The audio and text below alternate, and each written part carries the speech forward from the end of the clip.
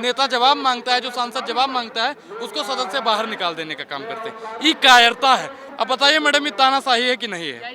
धनखड़ जी ने कहा कि मैं किसान का बेटा हूं, मैं जाट समुदाय से आता हूं। कौन से गुज्जर समाज को उन्होंने सम्मान देने का काम किया? कुछ नहीं किया उन्होंने। और जब उसी पार्लियामेंट में खड़े होके प्रधानमंत्री जी ठहाके लगाते हैं और यूं सीना पीट पीट के कहते हैं एक अकेला सब पर भारी। निंदा लोकतंत्र की उस दिन होती है, हत्या लोकतंत्र का उस दिन होता है। और युवाओं का जोश देखिएगा किस तरह से बैरिकेड खटखट खटखट टूटता है और हम संसद की तरफ आगे बढ़ते हैं। मोदी जी को इसी संसद से खींच लाएंगे, माइक पकड़ेंगे। मोदी जी आप बताइए 2 करोड़ रोजगार कहाँ है? साहब गलती हो गई, अब नहीं बोलेंगे। नमस्कार, मैं ब्यूटी गिरी और आप देख रहे हैं नेशनल दस्तक। एक बार फिर से जिस तरीके से सदन को विपक्ष मुक्त करा दिया गया है, क्योंकि सरकार तानाशाह हो गया है और इसी को लेकर लगातार आवाज उठ रहा है, हंगामा हो रहा है। हमारे साथ मौजूद है कांग्रेस के समर्थक अनुराग ओझा और आशीष मिश्रा। इनसे सवाल पूछेंगे और सबसे बड़ा सवाल अभी राहुल गांधी पर उठ रहा है कि जिस तरीके से सभापति का मिमिक्री किया जा रहा है और राहुल गांधी उसको एंजॉय कर रहे हैं, कम से कम उन्हें अपनी मर्यादा का ख्याल रखना चाहिए, ध्यान रखना चाहिए। क्या मैडम अब देश में कोई वीडियो बनाएगा उस पर भी आप लोग रोक लगाएंगे, कोई हंसेगा उस पर भी रोक लगाएंगे, कोई रोएगा उस पर भी रोक लगाएंगे? मैडम आप लोग मतलब सदन को भारतीय जनता पार्टी का गुलाम बनाना चाहते हैं क्या? बोलिए, जवाब दीजिए। क्या भारतीय जनता पार्टी के इशारों पर सदन चलेगा, या कोई देश का नागरिक या देश का नेता, देश का सांसद क्या प्रधानमंत्री नरेंद्र मोदी के इशारों पर काम करता रहेगा? बताइए भाई, मेरा इच्छा हुआ, मैंने अपना फोन निकाला और मैंने आप सबकी वीडियो बना ली, तो ये मैं गलत कर रहा हूँ? वीडियो बनाने का मतलब है उस मोमेंट को एंजॉय कर रहे हैं, जबकि उन्हें उस चीज को रोकनी चाहिए थी। नहीं, देखिए मैं यहाँ पे एंजॉयमेंट की परिभाषा क्या है? हाँ, एंजॉयमेंट की परिभाषा आपको क्या लगती है? मुस्कुरा रहे हैं और वीडियो बना रहे हैं उस चीज को। मुस्कुराना गुनाह हो गया? अरे जब संसद भवन जो में खड़े चल होके- रहा है, जो चल रहा है उसकी निंदा करनी चाहिए। निंदा तो तब करनी चाहिए थी कि एक दो जन की बात नहीं है। जो 141 सांसदों को निलंबित किया गया, वो 141 सिर्फ सांसद नहीं थे, वो लोग अपने क्षेत्र में 10-10 लाख लोगों ने उनको चुन के पार्लियामेंट में अपना नेतृत्व करने के लिए भेजा था। और जब उसी पार्लियामेंट में खड़े होके प्रधानमंत्री जी ठहाके लगाते हैं और यूं सीना पीट पीट के कहते हैं एक अकेला सब पर भारी। निंदा लोकतंत्र की उस दिन होती है, हत्या लोकतंत्र का उस दिन होता है। और अगर कोई गालीबाज अगर संसद के अंदर बैठा हुआ है, उसको निष्कासित न करके जनता के मुद्दों को उठाने के लिए राहुल गांधी जी या कोई भी सांसद आवाज उठाता है, उसको निष्कासित किया जाता है, तो उसे कहते हैं लोकतंत्र की हत्या करना और लोकतंत्र की अवहेलना। ये बात किसको समझनी चाहिए थी? ये बात लोकसभा के स्पीकर को समझनी चाहिए थी। ये बात उपराष्ट्रपति जी को समझनी चाहिए थी। उपराष्ट्रपति जी को जो कहते हैं मैं एक जाट हूँ, मैं किसान का बेटा हूँ। वेस्ट बंगाल में राज्यपाल रहते हुए जो कारनामे उन्होंने दिखाए हैं, जो कारनामे दिखाए हैं, ये पूरे देश ने देखा था। जो उन्होंने वेस्ट बंगाल में किया, वो काम आज संसद भवन में बैठ के राज्यसभा में कर रहे हैं। तो संसद की गरिमा को तार तार करने का काम राज्यसभा के स्पीकर, लोकसभा के स्पीकर और देश के चुने हुए मानिंदा प्रधानमंत्री जी कर रहे हैं, जिस वजह से अब ये स्थिति आ गई है कि ये सब सामान्य हो गया है। सवाल ये नहीं है कि उन्होंने क्या किया, सवाल ये है कि जिसे पीएम पद का चेहरा माना जा रहा था, राहुल गांधी, जो आइडियल है तमाम लोगों के, युवाओं के आइडियल माने जाते हैं, वो नेता अगर सभापति की मिमिक्री की जा रही है बुरी तरीके से, उसको उन्हें निंदा करनी चाहिए। तो वो मुस्कुरा रहे हैं और एंजॉयमेंट में वीडियो बना रहे हैं। ये आप लोग को गलत लगता है? आपके सामने अगर कुछ गलत होगा, आप रोकेंगे या मजा लेंगे? गलत तो उन्होंने किया, गलत की प्रतिक्रिया में उन्होंने सिर्फ उनको एक आईना दिखाया और वो आईना देख के इतना तिल मिला गए, क्योंकि उनको उनकी अपनी हकीकत दिख गई। एक चोर के मुंह पे सिर्फ चोर कह दो, वो देखो तिलमिला उठता है। वही परिस्थिति पूरी की पूरी भाजपा सरकार की और चुने हुए संवैधानिक पदों पे बैठे हुए लोगों की हुई है। जाट समाज का अपमान किया, जो मिमिक्री की है। धनखड़ जी ने कहा कि मैं किसान का बेटा हूं, मैं जाट समुदाय से आता हूं। उन्होंने सिर्फ मेरा अपमान नहीं किया, उन्होंने जाट समुदाय का अपमान किया है। यही रोना सचिन पायलट के गुज्जर समाज को लेके प्रधानमंत्री जी राजस्थान में रो रहे थे। कौन से गुज्जर समाज को उन्होंने सम्मान देने का काम किया? कुछ नहीं किया उन्होंने। खिलाड़ी जो धरने पे बैठे थे वो भी जाट थे। तो यही भाजपा के प्रवक्ता, भाजपा के ही नेता थे ना, बृजभूषण शरण सिंह, जिनके ऊपर कार्रवाई करने की जगह पे आप जैसी महिलाओं का, आप जैसे पत्रकारों को घसीटने का, और आप लोग जब इंटरव्यू लेने के लिए जा रहे थे तो शीशा बंद करके, दरवाजा बंद करके माइक तोड़ने का काम किसी और ने नहीं, भाजपा के सांसद बृजभूषण शरण सिंह ने ही किया था। उस पर कोई जवाब नहीं। अगर सांसदों पर इतना कड़ा एक्शन लिया जा रहा है, सवाल के लिए अगर सस्पेंड किया जा रहा है, तो सांसद खुद से सड़क पर अब क्यों नहीं उतर रहे, शांति से क्यों बैठे? उन्हें कुछ करना चाहिए ना। क्योंकि वो जानते हैं कि हमारी भारतीय राष्ट्रीय कांग्रेस पार्टी ने अपना एक विंग बनाया है जिसका नाम है भारतीय युवा कांग्रेस। हम युवाओं में इतनी, हमारे खून में इतनी उबाल है कि पहले तो ट्रेलर हम दे रहे हैं, 22 तारीख को पिक्चर आपको सांसद भी देंगे। सांसद यहाँ पर एक भी नहीं आए हैं जो सस्पेंड हुए हैं। आपने शायद देखा ही नहीं, राज्यसभा के 2 सांसद सामने बैठे हुए हैं, नासिर हुसैन जी और हमारी जेबी माथर जी। एक युवा के हैं और एक वरिष्ठ कांग्रेस के हैं, सब आए यहाँ पे, और 22 तारीख को पिक्चर देखने को मिलेगा। अभी एक बार जरा बैरिकेडिंग देख लीजिएगा और ये मोदी जी की सेना देख लीजिएगा, और युवाओं का जोश देखिएगा किस तरह से बैरिकेड खटखट खटखट टूटता है और हम संसद की तरफ आगे बढ़ते हैं। कौन रोकेगा भाई? रोकेगा कौन? रोकेगा कौन? मोदी जी की पुलिस है भैया। मैं फिर कहता हूँ कि हम लोगों को जब पुलिस उठाता है तो भाजपा का पुलिस होता ही बता रहा है। पुलिस जो होती है देश की पुलिस होती है, पुलिस जो होती है भैया हम लोगों की ही पुलिस है। मोदी जी की कौन सी पुलिस आ गई है? मैं फिर कहता हूँ कि अगर मेरी जान को कुछ होता है तो जिम्मेदार उसकी मोदी की पुलिस है, जैसा इस पत्रकार ने बताया है। अगर मेरा पैर टूटता है तो कुछ हुआ नहीं, रोना पहले। मेरा अगर पैर टूटता है तो उसका जिम्मेदार भाजपा का पुलिस है। मैं अपने देश के पुलिस पर, अपने देश की सेना पर उंगली नहीं कर रहा हूं, लेकिन इसमें मोदी का पुलिस आया हुआ है, मुझे इसलिए दिक्कत है। मैं दे रहा हूं धमकी? धमकी तो ही दे रहे कह रहे मोदी का पुलिस आया हुआ है। मोदी का पुलिस भाई कौन सा है?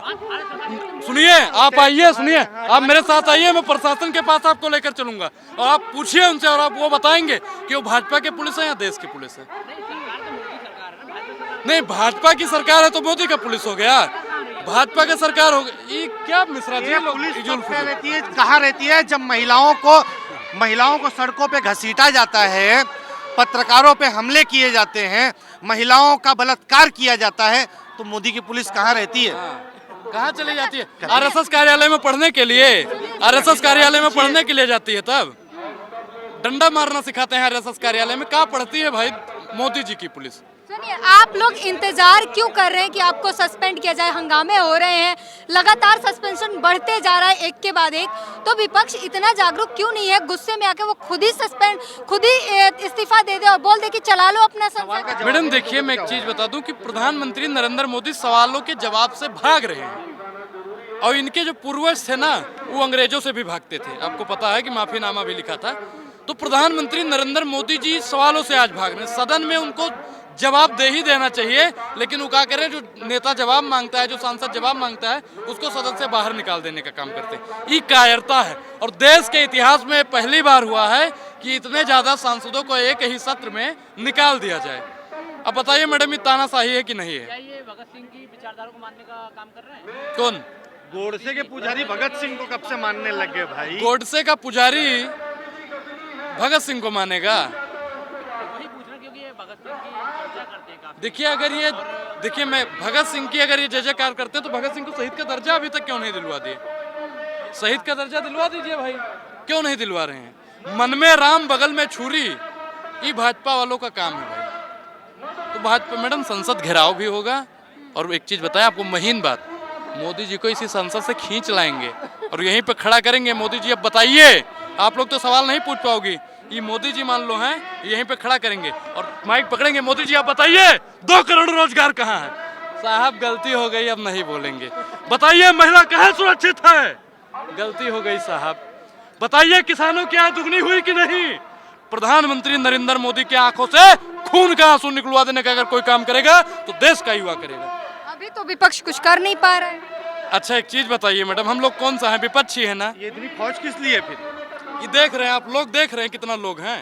ये इतना लोग हैं कि प्रधानमंत्री नरेंद्र मोदी की जहां जहां तक आवाज जाती है तहाँ तहाँ तक के लोगों को खींच लाने का सामर्थ्य है। सवाल विपक्ष पर उठ रहा है कि अगर सत्ता मजबूत हो गई है तो कारण विपक्ष है, क्योंकि विपक्ष कमजोर हो गया है। विपक्ष मजबूत होता तो सत्ता बेलगाम ना होती। मैडम एक चीज बताऊं, मजबूत मोदी जी हैं जो गोबर को च्यवनप्राश समझ के खाते हैं, और आप जैसे पत्रकार हैं। सत्ता मजबूत हो रही है क्योंकि विपक्ष कमजोर हो गया है। देखो जब सड़कें सूनी हो जाएं तो संसद हमारा हो जाता है। तो सड़कें सूनी है ना? कहाँ सूनी है भाई, इतना लोग दिख रहा है, आपको नहीं दिख रहा है भैया?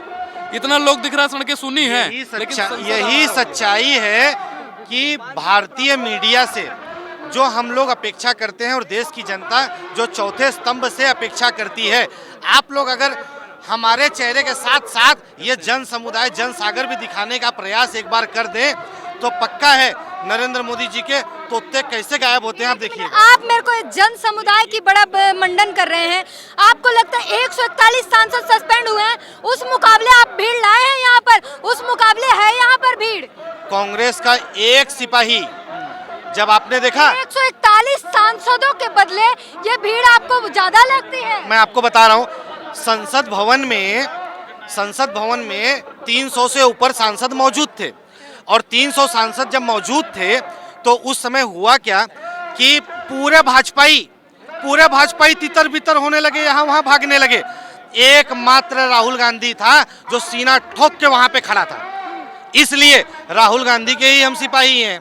यहाँ पे एक व्यक्ति जो है, एक व्यक्ति 100 व्यक्ति के बराबर है। इस वजह से हमें ज़रूरत नहीं है, हमारे नेता ने हमें आदेश दे दिया कि तुम्हें प्रदर्शन करना है तो हमें संसद तक प्रदर्शन करना है। आप देखिएगा अगर हमारे कार्यकर्ता नहीं है, हमारे लोग नहीं है, तो ये इतनी पुलिस की हुजूम किस लिए है भाई? वो भी मोदी जी की पुलिस, वो भी मोदी जी की पुलिस। बड़ा दुर्भाग्य है ये। तो आप लोग से भी निवेदन है, आप लोगों की भी हवा टाइट कर दिए थे, कब पता है? सदन में राहुल गांधी के खड़े होने की बात की, उन पर सवाल उठने लगे कि एक आदमी तभी ऐसे खड़ा रह सकता है या तो उसे कुछ समझ ना आ रहा हो या फिर वो साजिश में मिला हो, उसे पता है कि रहता है। मैडम जो मर्द होता है ना वो खड़ा रहता है।